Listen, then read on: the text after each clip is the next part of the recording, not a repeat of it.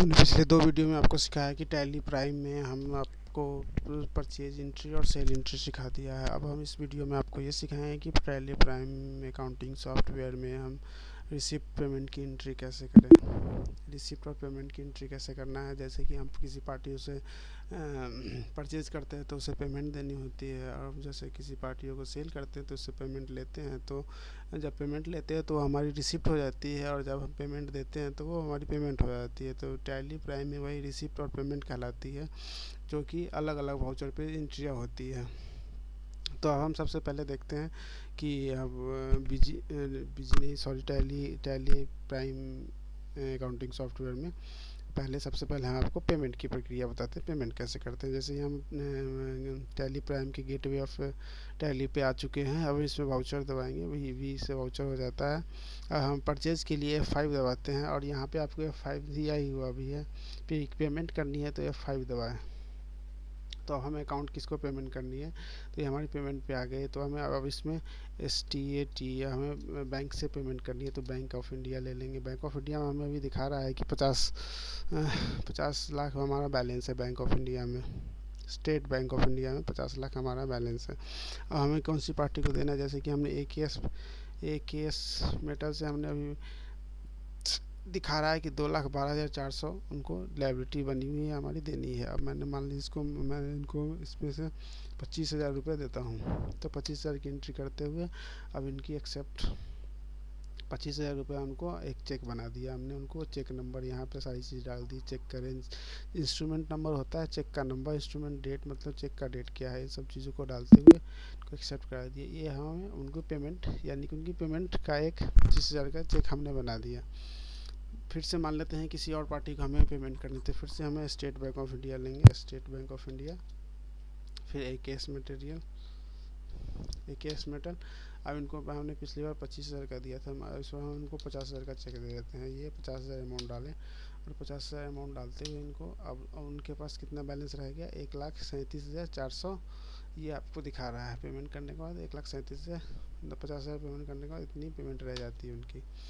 अब यहाँ पे पेमेंट रह गई। अब हम इनको चेक रेंज डाल देंगे। चेक रेंज कहने का मतलब कि cheque number, instrument number, instrument date क्या है, चेक का डेट, वो डालते हुए नरेशन में हम यहाँ पे चेक नंबर लिख सकते हैं, चेक डेट लिख सकते हैं, और किसने बोला था ऐसा भी लिख सकते हैं कि किसने इंस्ट्रक्ट किया था कि इस पार्टी को चेक देना है 50,000 का।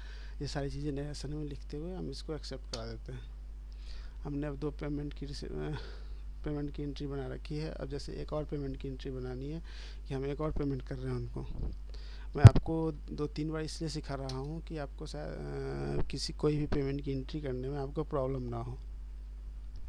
अब यहाँ पे हम फिर से स्टेट बैंक ऑफ इंडिया ले लिया है। फिर से हम उसको AKS मटेरियल को पेमेंट देनी है, AKS मेटल्स को पेमेंट देनी है। इस बार हमने उसको 55,000 का एक चेक दे दिया है। 55,000 चेक बना करके हमने उसको चेक दे दिया।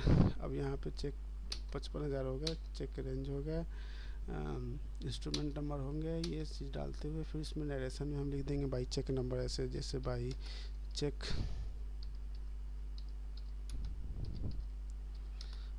नंबर 0 इतना, ये चेक नंबर हो गया उनका। 6 नंबर का चेक नंबर होता है, मैं आपको दिखा दूँ, 22426, हाँ ये चेक नंबर हो सकता है। 224 नंबर का चेक होता है। चेक नंबर डालते हुए इसको एक्सेप्ट कराते हुए नरेशन में जितनी सारी चीज़ें लिखेंगे बाद में हमें उतना ही समझने में आसानी होगी। जैसे कुछ नए आदमी आते हैं, उनको पता ना हो कि चेक क्यों दिया था, किसने दिया था, किसके कहने पे दिया था, तो वो सारी चीज़ें हम नरेशन में लिख सकते हैं कि चेक हमने रिकमेंडेड बाय जो भी हमारे जहाँ पे हम काम करते हो वहाँ के मालिक का नाम, कि किसने दिया था चेक, ये सब सारी चीज़ें नरेशन में लिख सकते हैं। अब हमने आपको पेमेंट की एंट्री करा दिया। अब हम आपको रिसिप्ट की एंट्री कराते हैं। रिसिप्ट की एंट्री वो होती है जिससे हमें पार्टियों से, हम जैसे सेल करते हैं तो हमें पैसे रिसीव होते हैं अकाउंट में, बैंक अकाउंट में, या कैश में रिसीव होते हैं, तो वो सारी रिसिप्ट में एंट्री करते हैं। ये हमारा पेमेंट है जो कि F5 होता है टैली प्राइम में। अब हमें रिसिप्ट करने के लिए F6 की एंट्री की जाती है। F6 हम दबाते हैं, इससे रिसिप्ट में आ गया। आपने देखा कि हमारा ये वाउचर यहाँ पे अभी पेमेंट आ रहा था और यहाँ पर रिसिप्ट आ रहा है। और रिसिप्ट आ रहा था, जैसे कि हम फिर यहाँ पर रिसिप्ट आ रहा था, तो क्या कौन से जैसे कि हमें किसी पार्टी से चेक मिला तो हमें उसको क्या करेंगे, स्टेट बैंक ऑफ इंडिया जो हमारा बैंक है उसमें डालेंगे। अब कौन से पार्टी से लिया, तो हमने जो पार्टी का नाम जैसे कि हमने जिसको मटेरियल बेचा था,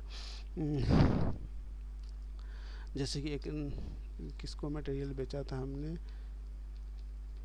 जो हमारे डेटर्स होंगे, जॉइंट डेटर्स मनी इंटरप्राइजेज, इनको हमने इतना का 46,20 रुपये का हमने एक माल बेचा था, एक बिल दिया था उनको इतने का। तो मान लेते हैं इनके 26,000 रुपये उन्होंने एक चेक दिया, जिसमें 26,000 रुपये का चेक दे दिया उन्होंने। अब यहाँ पे कौन से, अब यहाँ पे पेंडिंग बिल्स पूछ रहा है, कौन कौन से बिल के अगेंस्ट हमने दिया था। तो ये हमारा पहला नंबर बिल था जो कि उनको काटा था हमने, उसी के अगेंस्ट उन्होंने 26,000 पेमेंट दी है। इसको लिखते हुए अब इसमें वहाँ पे जैसे कि हमें चेक नंबर होता है, वो चेक नंबर डालते हुए हमने ये रिसीव कर लेना है, जो इस पे वो चेक नंबर जिस पे चेक नंबर लिखा होता है, जिसे चेक कहते हैं, वो चेक पे चेक नंबर लिखा होता है, उसको डालते हुए यहाँ पे चेक का डेट डालते हुए बैंक कौन से बैंक में हम जमा कर रहे हैं वो सब डालते हुए उसको एक्सेप्ट करा देंगे, कितने तारीख को रिसीव हुआ करते हुए चेक में डाल दिए। एक पहली रिसिप्ट की एंट्री हो गई, जैसे कि फिर अब हमें उसी पार्टी से दूसरी चेक आई है। मान लेते हैं हमारा ये चेक 3 तारीख को आया है, 3/4/2020 में।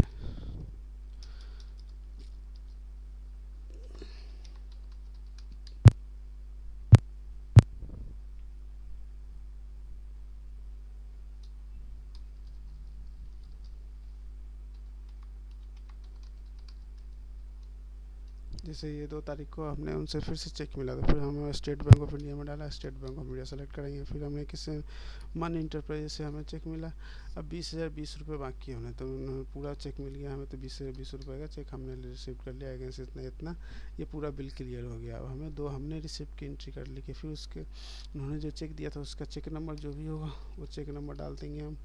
चेक नंबर हमने डाल दिया, तो जितने तारीख का चेक है, जिस बैंक में हमने जमा किया उस बैंक का चेक डालते हुए कि जिस बैंक का चेक है वो डालते हुए हम इसको एक्सेप्ट करा देंगे। अभी एक्सेप्ट हो गए पूरे। हमने इस वीडियो के माध्यम से मैंने आपको 2 चीज़ें सिखाई है। एक तो जब पार्टी को पेमेंट करते हैं तो कैसे करते हैं, और एक जब पार्टी से हमें पेमेंट रिसिप्ट होती है तो कैसे एंट्री करती है। तो इसमें हम आपको सिखाया पेमेंट और रिसिप्ट की एंट्री करना सिखाया इस वीडियो के माध्यम से। अब अगले वीडियो में मैं आपको सिखाऊंगा कि परचेज